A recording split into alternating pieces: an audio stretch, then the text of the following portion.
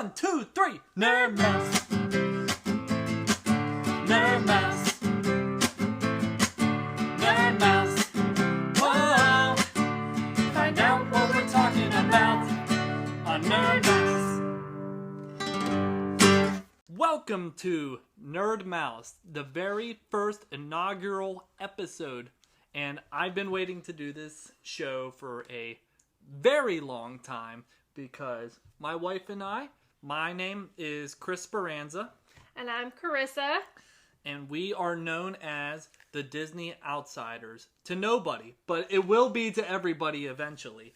So we call ourselves the Disney Outsiders basically just because we know a lot about the Disney parks. Well, mostly Disney World in Orlando because that's the one that I've done the most research on. It's the only one that matters. It's the only one that matters. Just kidding. But basically, we have been doing all this research, and then finally we got a chance to go to the Disney parks, and we went one time. And was one time enough? No. One time was not enough. It left us wanting to go back every single year. Or more than that. But for people who do not have a lot of money, what they do... Which is us. Yep, which is us. We talk about it on a podcast, and we share the experience. And what also we want to do for this podcast, the thing that's going to make this podcast really special is because we are not Disney experts by any chance. Yes, we've done a lot of research. We've done everything we could to make our trip as great as possible. But the most important thing is we want to know about your experience. We want to know 3 things: any tips, any tricks, and any traditions that you yourself have. And I would like to hear from anybody. It could be my family. It could be my friends.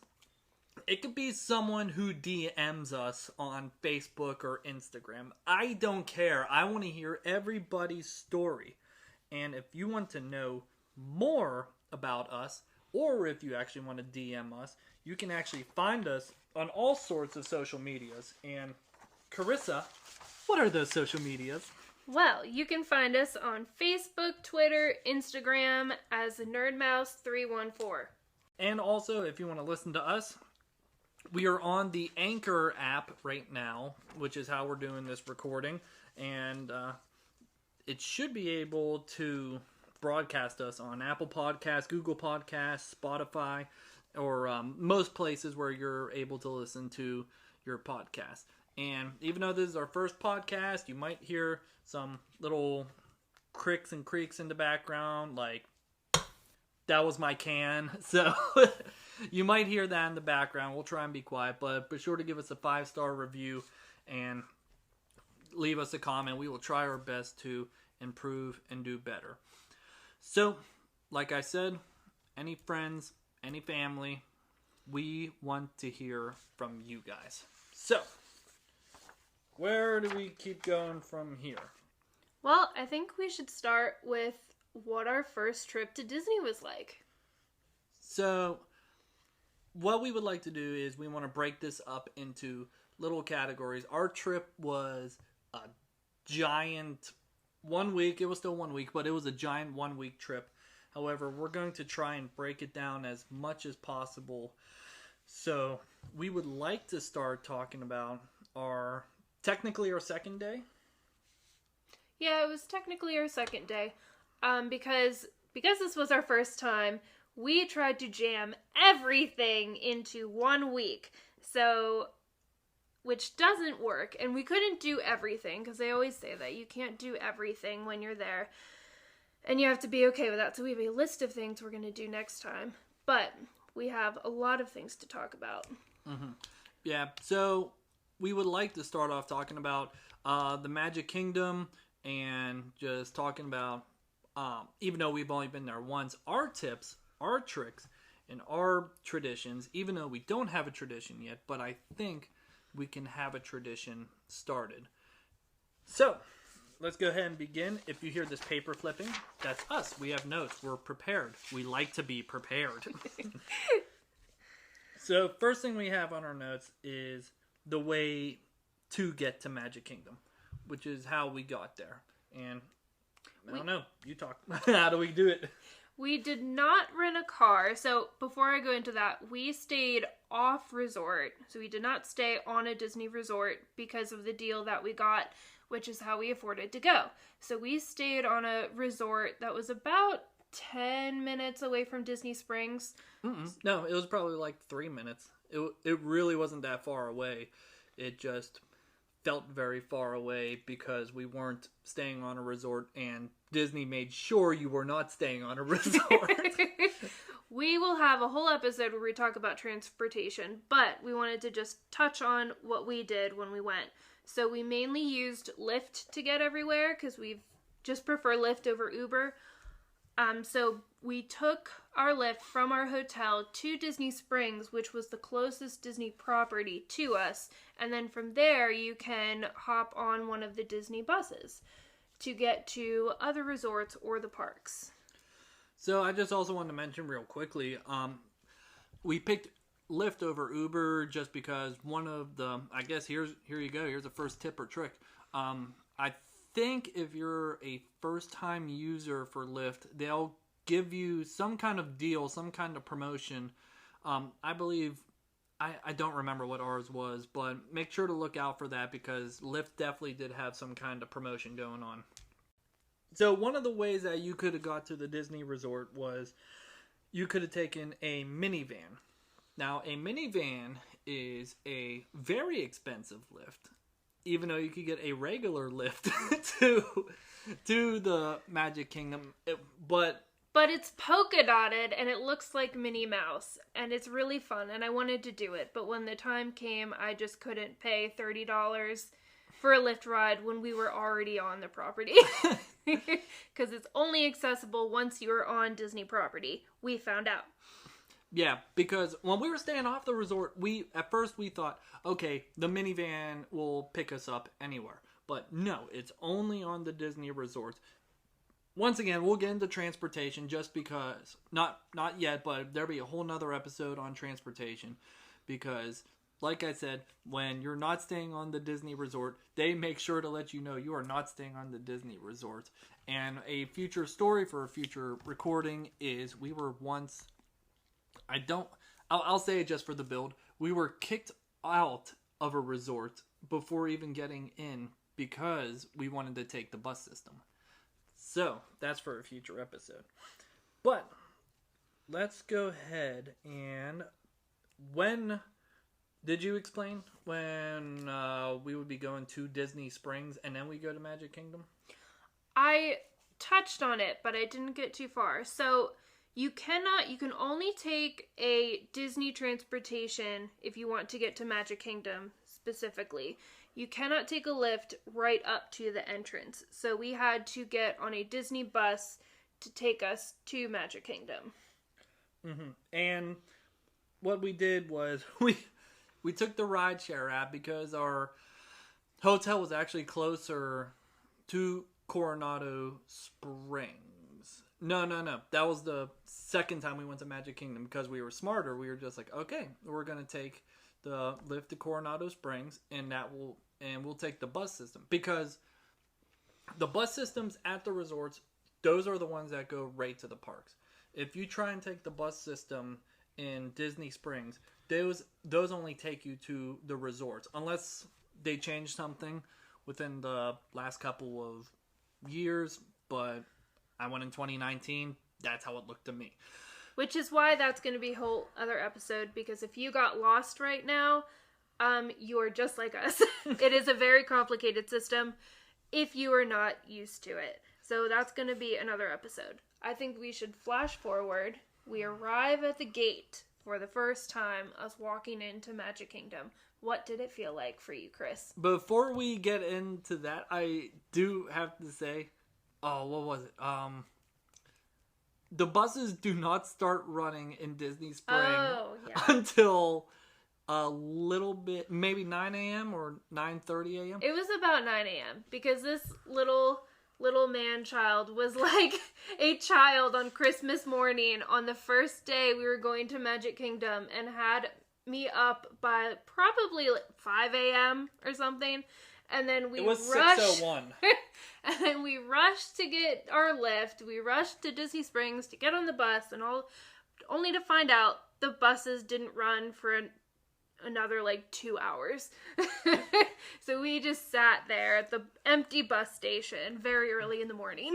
So another tip, if you're just going to go to Magic Kingdom, just take a minivan or take a lift right to the ticketing center and take the monorail to Magic Kingdom. Because if you try and do it the way we did it, you're going to be sitting at a bus stop just kind of twiddling your thumbs, and then a random guy comes out and is just like, what are you doing?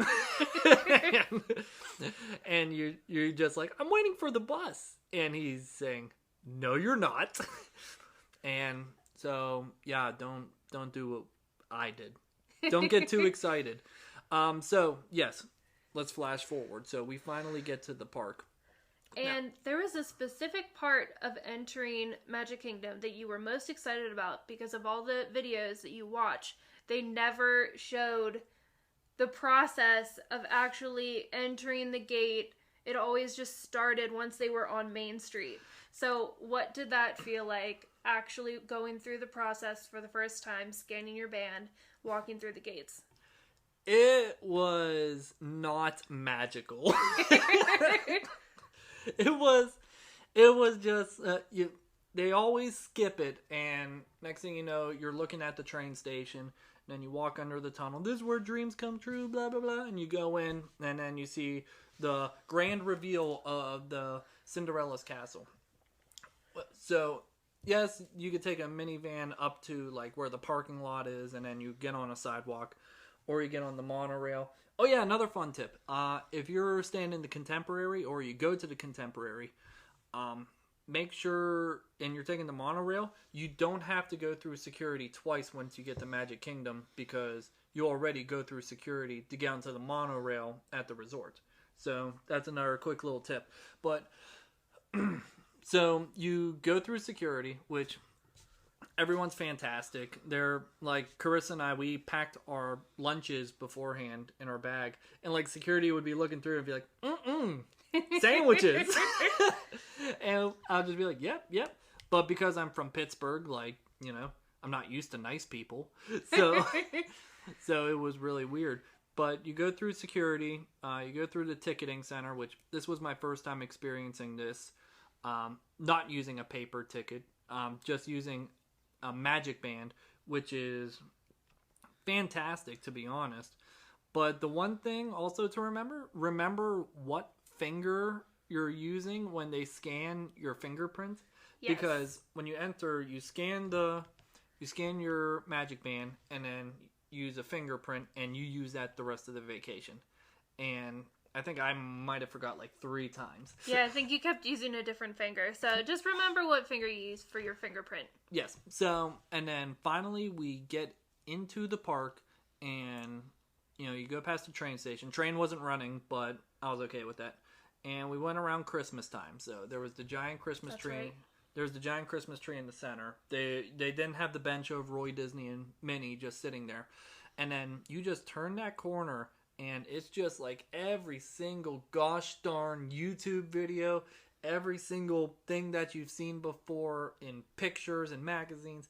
It was awesome. It was fantastic for a Disney outsider who just has never been in there before.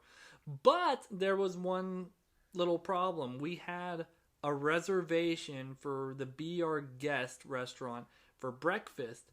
So, like we said, we were trying to get on the bus, but they didn't run at 8 a.m. So we got there around 9:30, and our reservation was at 10. And this is a moment I've been waiting for years from watching videos. And we are sprinting up Main Street. We are pushing people out of the way, and we're just like, get out! I need Beauty and the Beast, but look at the castle. Move, kid! So we had, if our plan went accordingly, we would have gotten to Magic Kingdom in plenty of time to see the castle and do all the things. Plenty of time for a reservation, which that was the only reservation I could find for Be Our Guest. Because we were staying off the resort, we couldn't make dining reservations or fast passes or anything until 30 days before, I believe. So by the time that time comes, that was the only reservation I could find was breakfast. Yeah, so now I'm finally looking at my notes. Sorry, I just went off I blacked out for 10 minutes. So another tip, which you're going to hear this a lot in the podcast, we're going to come up with random tips because we want to hear tips from everyday guests. Now, here is one tip. When you go to the Be Our Guest and you get breakfast. First of all, the breakfast isn't worth it, but it's worth the experience of going there. I got like Gaston's breakfast, and it was like it was good, but it was eggs and fruit. Like honestly, during our trip, we got Denny's, and that was better. But basically, one thing of advice: they will give you baguettes and bread and pastries and things. So what you need to do is take a giant Ziploc bag. Take a giant Ziploc bag with you, because you will have extra food, and you won't finish it. Just put all those baguettes in your Ziploc bag. So you have them for later when you get hungry. And yeah, that might be a way to eat on a budget. but we later in the day, maybe like 2 or 3 o'clock, we were in Tomorrowland, and we just started pulling out the baguettes and just eating them just because we were just a little bit hungry, and it hit the spot. We very much ate on a budget on this trip. So if you love Disney food and are excited to hear about what we liked and what we didn't like, we ate only about like 1 meal a day of Disney food. The rest we packed sandwiches and chips and things like that. So wait till we have more money and then we'll go more into food. One thing I would probably change is, rather than just throwing everything in a drawstring bag, I would probably pack a legit lunchbox with a cooler. Our food got gross. Luckily, it wasn't in the middle of summer. We went in November, so the weather was surprisingly cold in Florida. It was very cold when we first got there. At night, you could see your breath. And we came from Pittsburgh, and I don't know if it was because we were going to Orlando and we expected it to be warm, but like it felt colder than it did where we came from. And I don't know if that's just from where our head was at, and we were seeing palm trees, but it's cold and it was weird. Very like juxtaposition. Yep. All right. Now it's time. After we got something to eat, it's time to get into the meat and potatoes. It's time to talk about some rides. We're not going to go into all the rides because Magic Kingdom is just, there's way too much to talk about. So we're just going to go into what we can at this moment. So first on our notes, what we have. Our very first ride ever in a Disney park is Pirates of the Caribbean. What did you think of Pirates of the Caribbean? I thought it was really fun. I'm not a big thrill seeker, so Chris was a little bit, in general, disappointed about the rides in Magic Kingdom, only because, but they weren't meant to be thrill rides, so I enjoyed the rides that were just cute and told a story and were just fun and quirky. So I really enjoyed it. I like the ones that tell stories, but when I'm been building this in my head for 27 years, and then I get to the park and I'm like expecting, like, I will say they do add some thrill. Like, for an example, in the beginning of Pirates of the Caribbean, the drop that you don't expect. So this is our first time on this ride, and we're on it, and someone goes, "Here it comes!" Oh my gosh! And we're like, "What do you mean? Coming?" Like, waiting for what? And they kept saying it as we got closer, and by the time we got to it, I'm like, "What is happening?" And then we just drop. and so that was fun and unexpected. The show scenes were awesome. They make you feel like you're on, like, part of the pirate adventure. And if they're, we already talked about tips, and we will get into tricks, but we need to talk about a tradition real quickly about Pirates of the Caribbean. Yes, we do. the people that we met, it was before the fireworks show, which we'll get into happily ever after.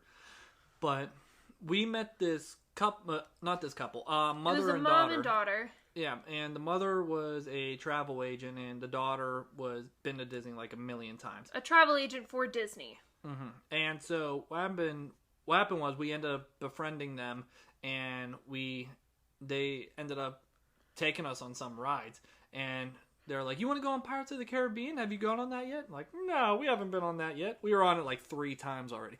But what happened was we go through the whole ride. We see all the show scenes. They're awesome. And then they're like jittery. Like, "Are you ready? Are you ready?" And we're like, "Carissa, I don't know what's going to happen. I think this boat's going to flip. They're going to kill us or something." And all of a sudden, it's 11 o'clock at night. This is after the fireworks show, and they stayed open late. And the Pirates of the Caribbean the Pirates of the Caribbean lady's just like, "Pirates of the Caribbean." And then the mother and daughter go, yo ho, it's time to get off the boat." And the cast member is just like, because she probably knows like they've been there a million times and that's their tradition. They said people either kiss us or hate us for coming up with that song. So I'll leave that up. Is that what they said? Yeah, they said people either want to kiss us or hate us for coming up with that song. So I'll leave that up to you to decide. Some Disney people are strange. but we're the Disney outsiders. We're not insiders. It took us 27 years to get here. We're not singing songs. We haven't come up with songs yet. But that was our first ride. That was our first experience. Tiki Room. The Enchanted Tiki Room. Tiki Room. Was amazing. So, out of my like 27 years of just doing research on a bunch of rides and everything, the Tiki Room is actually the ride I did the least experience on. All I know is Walt wanted to have a ride, or no, he wanted a restaurant with live birds. But guess what? Birds poop, and they would poop in people's food. So they couldn't have birds in the restaurant. But I will say the Sherman Brothers came up with an awesome song that I've never heard before in my life until going into that room. So basically how it starts is you're waiting in a line. I think we just got into the line, and we go there, and there's a waterfall that you can watch, yeah. and all you hear is just like like some bongos, and the waterfall opens up, and there's this tiki that's just like, welcome to Wanahakalugi. And then they explain something I didn't know, but we get in there, you sit, and they give you a show, and all I gotta say is the Tiki Room. An underrated but amazing ride. Attraction? I guess it's not a ride. Yeah, I would say attraction. They're all attractions, technically.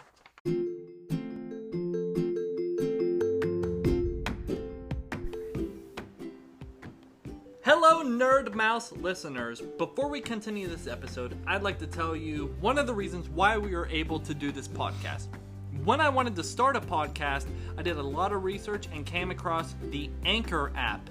And one of the best things I found out about it was it is free. They have amazing tools that allow you to create, record, and edit your podcast right from your phone or your computer. Anchor will also do all the hard work for you and put your podcast on many platforms such as Spotify, Apple Podcasts, and Google Podcasts, and many more. And you can make money from your podcast with no minimum listenership. It's everything you need to make a podcast in one place. So, download the free Anchor app or go to anchor.fm to get started. Keep it nerdy.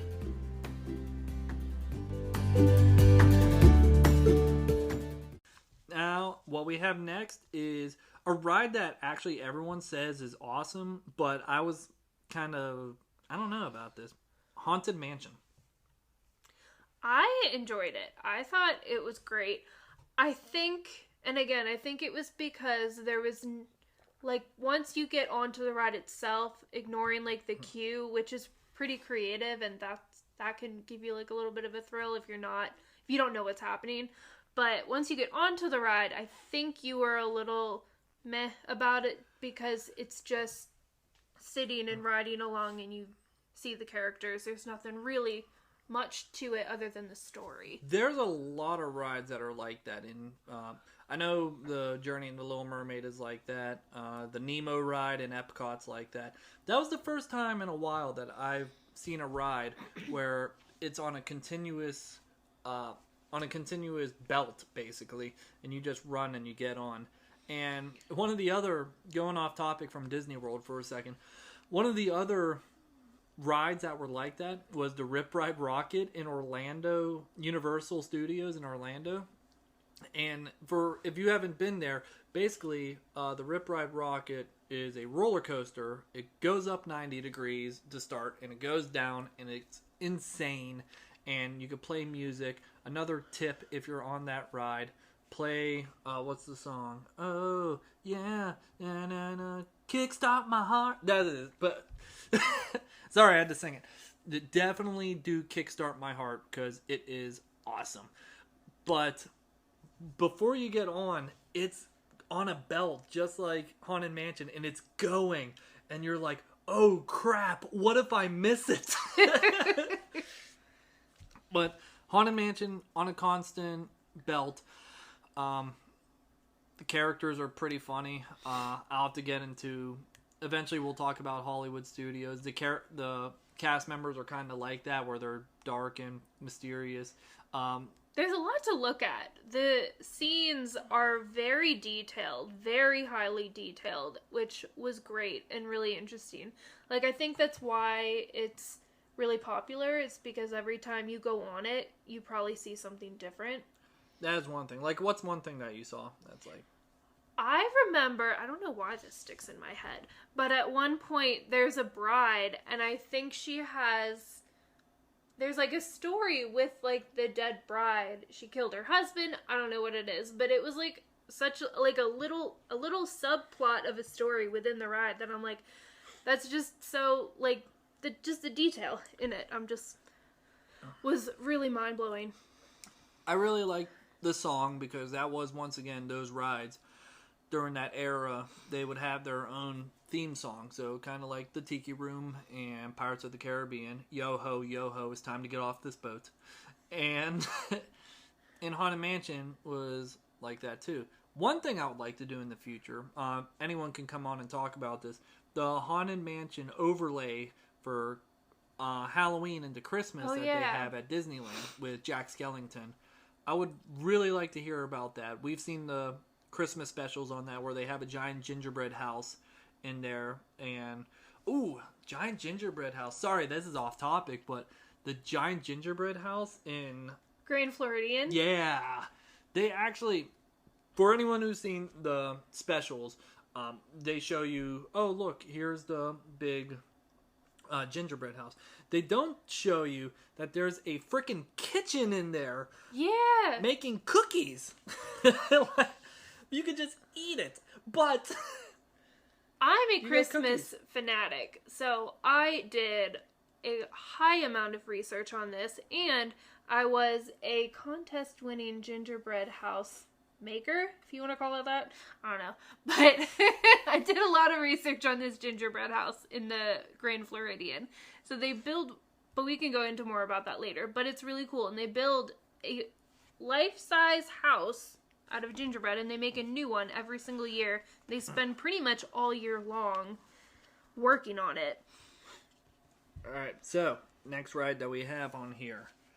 I know we're just going in ride after ride, but there's so much content in Magic Kingdom. We'll have to start doing episodes where we slow down and we actually go into the ride. Depth of the rides. But we just want to give you a brief overview of our trip and what we did. So you guys can give us tips for what we should do next time. Yeah, we need tips. Give us tips. Because our next Disney trip is 100% in the making. Yeah, we just gotta wait for this virus to pass. Yeah, seriously. Yeah. Oh yeah, also, Disney Shanghai finally open. Oh, yeah. I forgot to mention that. And we're also recording this on May 19th. So tomorrow, Disney Springs starts phase 1 of their reopening. They do. Next ride we have on here is Splash Mountain. And this ended up being both of our favorite rides. But it also... In Magic Kingdom. In Magic Kingdom. And it also gave us a tip that we learned on the fly. Oh, yeah. Which is you can switch what fast passes you use for a ride, because we had a fast pass for Splash Mountain and the wait was only 10 minutes because who goes to those parades? Not us. There was a parade going on, so we're like, let's do some rides because we didn't have kids. We don't have any children. So just so you guys know too, we didn't gear any of our trip towards character meals or any of this stuff that you normally would bring your kids to. So we would like to hear that advice too. So yes. Just for listeners. Yes. So yeah. So we're not knowledgeable on how to do your Disney trip with a family. So we would love to hear your tips on that. But while there was a parade going on, we were like, let's do some more rides. And we had a fast pass for Splash Mountain. But then when we got there was only a 5 or 10 minute wait.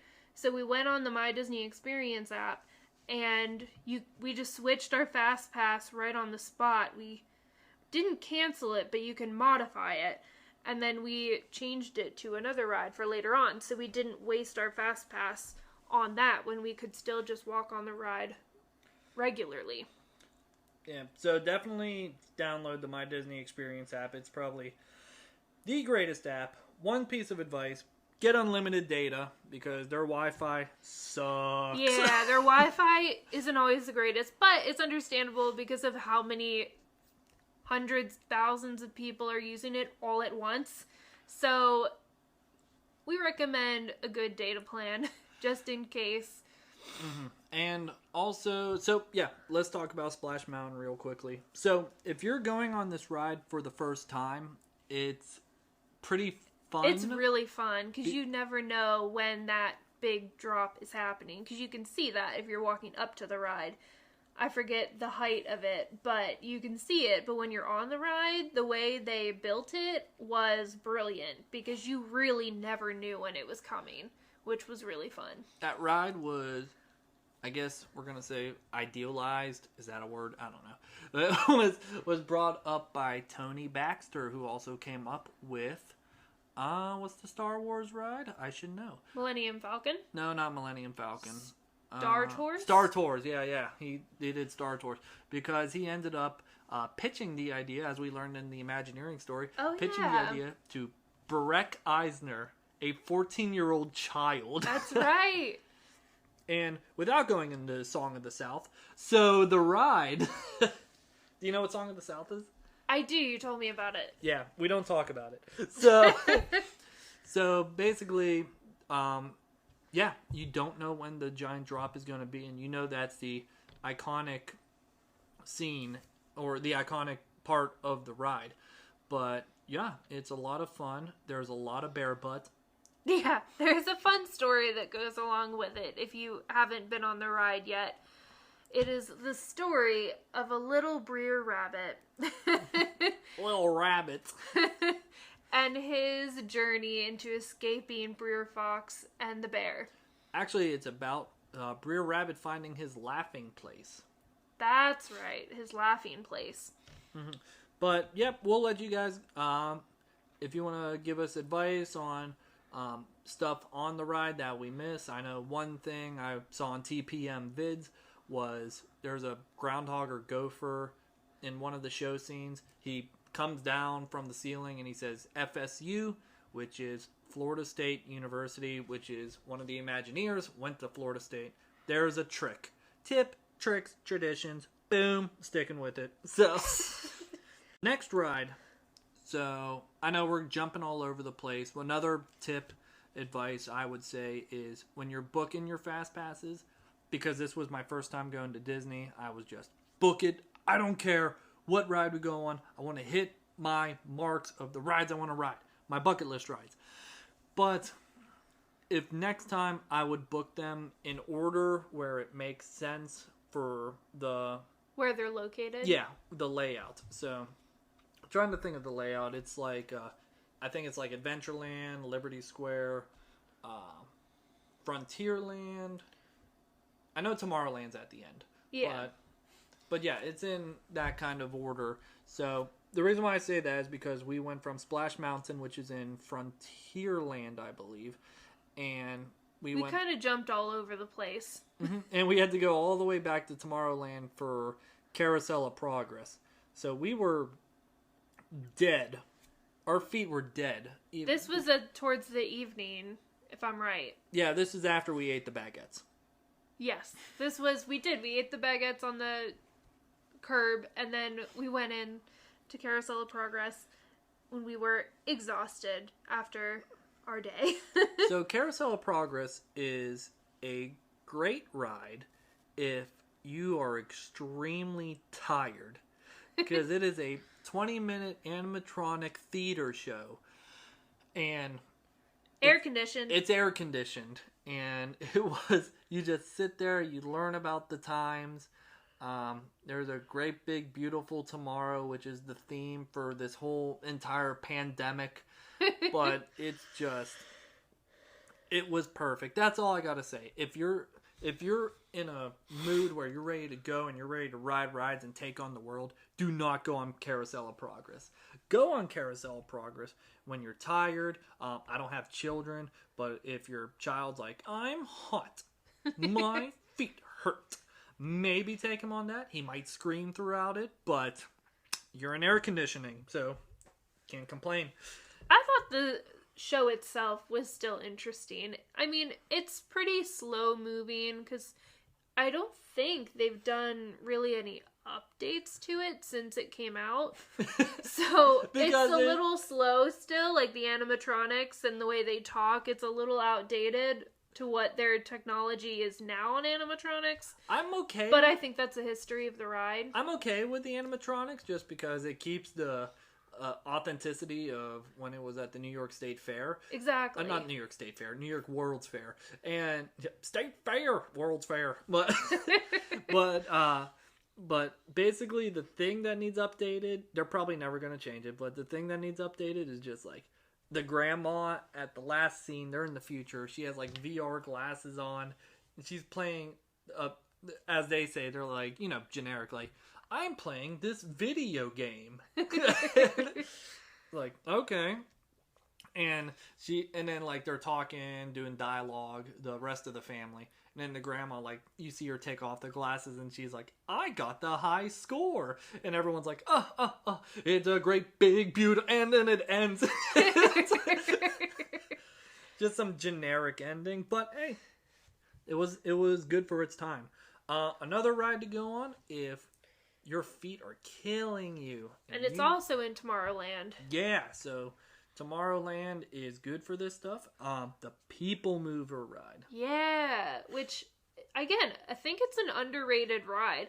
There's nothing really to the ride itself. It's just a car, like a monorail style ride. But it gives you some cool views of the parks. And there's a neat exhibit at one point of the ride where it has the display because Disneyland? Nope. No. That is Epcot. And Epcot, that's right. That's the original Epcot that Walt wanted, which wasn't the park itself. It was supposed to be its whole a whole utopia where people were in, I could be wrong, but people were in like a giant bubble. Yes. So it was weather controlled. He wanted the whole Epcot universe, land, or whatever you want to call it, inside a giant bubble, Truman Show style. So it was a complete escape from the rest of the world. So yeah, that's within the People Mover is the display of his original Epcot, which is pretty cool. All right, another tip that I have in my notes here is do not ride the magic carpets. Oh my goodness. We needed a ride to kill time, and this was in Adventureland, and the magic carpet said 10-minute wait. We ended up, usually you hear the theory, the trick, that Disney World will make their times longer, but you'll wait in line shorter. So if it's like 50 minutes, maybe you'll wait in line for 40 minutes or 45 minutes instead, and you'll say, hey, that wasn't that long. But they do that on purpose to deter some people from going on the ride, just to traffic control kind of thing. So this that was the not opposite. this case. It said 10 minutes. We were in line for 30 minutes, and all you kept hearing was the Aladdin going, hey guys, Aladdin here. Like, with that attitude. And the ride was probably only, like, maybe a minute long. And so that line, hey guys, was every minute for 30 minutes. And there's a point in the queue where this didn't really have a queue. It was literally just, like... outside. The rails, and it was outside, so there was nothing. And you get to a point where it's no longer the rails, and it's just, like, a stone wall. So at the point where we wanted to, like, get out of line, we couldn't. There was a point of no return, and we're like, well, we're in this now. And it was so not worth it. It was so short and so boring. It was not fast, not anything, and the same generic music and the same generic Aladdin voice. But remember, he would just be like, you know what Genie says? Like, after a speech. And then you just talked in Spanish. Yeah, it was like, you know what Genie says? Hola. Like, we know this because we had to wait in line for 40 minutes while listening to that. All right, so another ride. If you are very tired... So we went on this ride. It was about, 8 o'clock at night or something. And we had a fast pass for It's a Small World. And we were like, it's a Disney tradition. You got to go on it. And I know a lot of rides sound like we're ratting on Disney. We're on most of the Magic Kingdom rides. The best part about this park was definitely nostalgia, which is what they thrive off of, which is awesome. But It's a Small World. If you saw the Disney sing-along VHS tapes like I did, like, you saw this in there. And you're like, okay, it's a Disney tradition. And you go on it. It's like 15 minutes long. New York World's Fair ride also. And you go on it. And then by the time we finish, we're like, oh my God, I could have fell asleep. But once again, we're adults. We're not kids, but that's how we felt about it. But yeah. I have a very specific issue with that ride, and most people have the issue with the song because it's a lot. It's a lot to hear over and over and over again. But the song itself isn't bad. The lyrics aren't bad. I just wish there were more lyrics to it. I don't think it would have, I don't think it would have, what's the word I want? It wouldn't have taken that long to come up with, like, one more verse, other than literally, it's a small world after all. So that was my issue with it, is just more words to the song, because the idea of it is cute. The children from all over the world, and I'm all for that, experiencing new cultures and stuff, but they just needed more words to the song. Yeah, okay, so there's a lot of rides that we did not mention. Once again, we'll take a look at what rides we haven't talked about. I know it sounds very bland, the rides, or description of the rides, but we could get into more detail. Leave us a comment, just let us know how we're doing. But I want to start going towards wrapping this up a little bit, and I want to, since I'm going off the idea of tip, trick, and tradition, I want to go off that. So I want to personally give one personal tip, one personal trick, and one personal tradition. So what I have is, for a tip, is don't rush to your reservation and miss the magic. Because they will wait for you. I think one of the cast members said an hour. Something like that. They'll give it like an hour before. For your dining reservations, which we didn't know. So, had we known that, we wouldn't have rushed when we first got there and missed our initial, like, chance to see the castle. We were kind of just darting towards be our guest. But in the end, we found out we actually had, like, a whole hour that we could have gone. Alright, and one trick. So, after the fireworks show was over, first of all, Happily Ever After is a fantastic fireworks show. The only thing that disappointed me but it was a personal thing. It's because I saw it on YouTube so many times, every 4th of July for some strange reason, that I was just like, oh, I've seen this before. But one trick, which is the mother-daughter that we were hanging out with, one of the tricks they said was, hey, what we need to do, or what I've been told, is as soon as the fireworks show is over, go to Liberty Square, because that's where it's the least crowded. The problem was, seems like millions of people there, and we were in the center.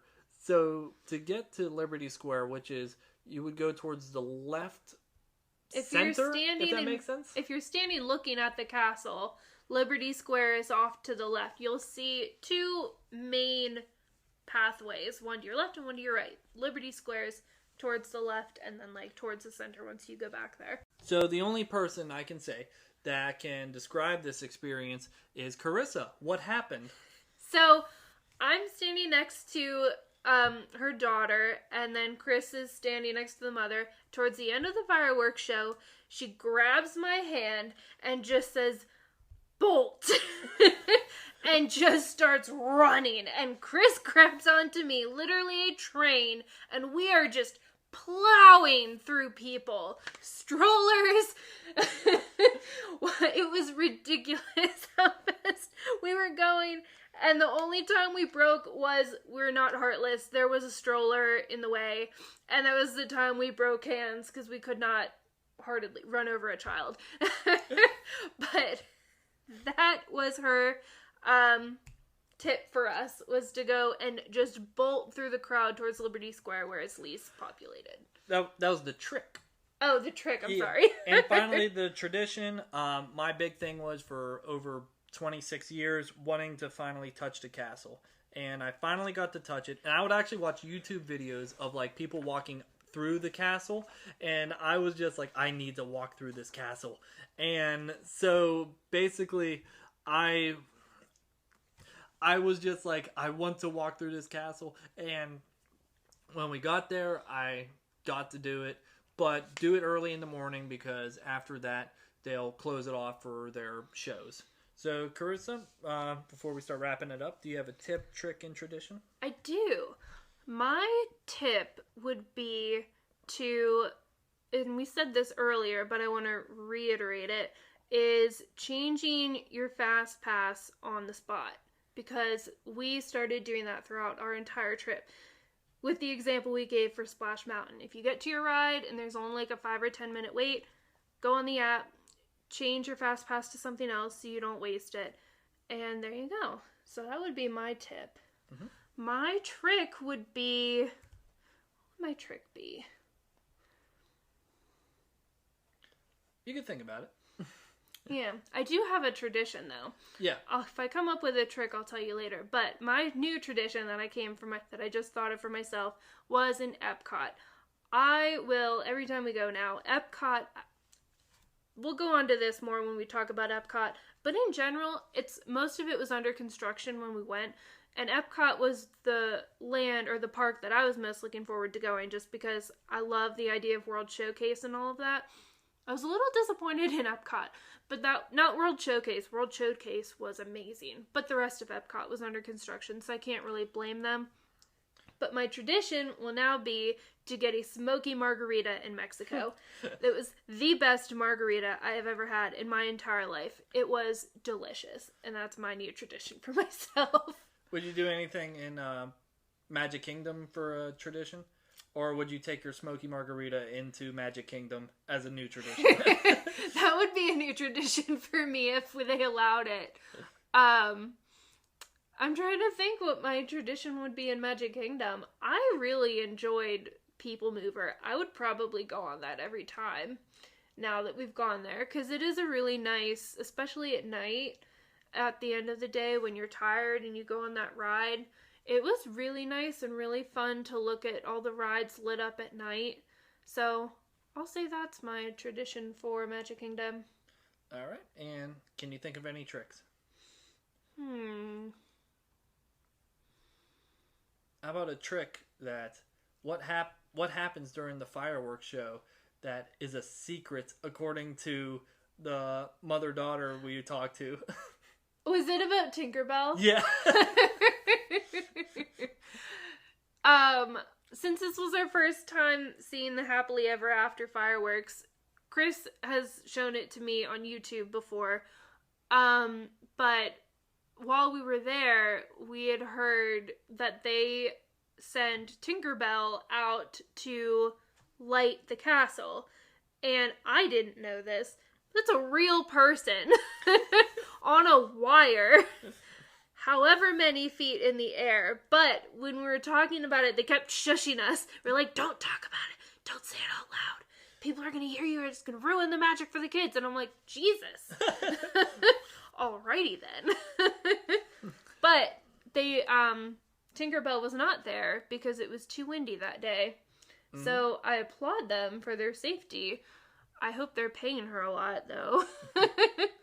Yep. So as we wrap this up, we just want to remind you guys to give us a follow on Facebook, Twitter, and Instagram at NerdMouse314. Get it?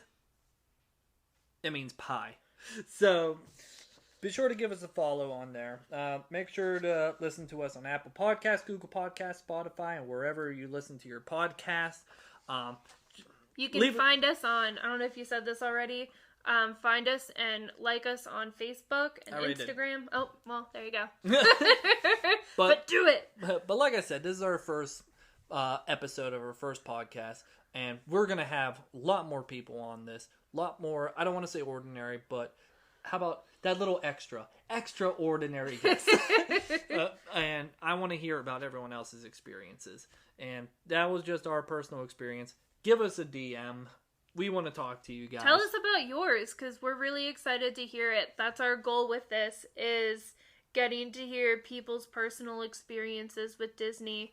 And you don't have to be an expert or a fanatic or an enthusiast or the people that blog and vlog online that know all sorts of crazy information. Just tell us about what you thought and what you do, because there's so much to Disney that we'd like to know and learn about and to share with everyone else. Yeah, and remember, you don't have to be an expert. You don't have to be a theme park journalist. All you need to do is be a nerd. Ha! Nerd mouse. Yep. So, we are signing off now. So, I am Chris. And I'm Carissa. All right. Keep it nerdy, guys.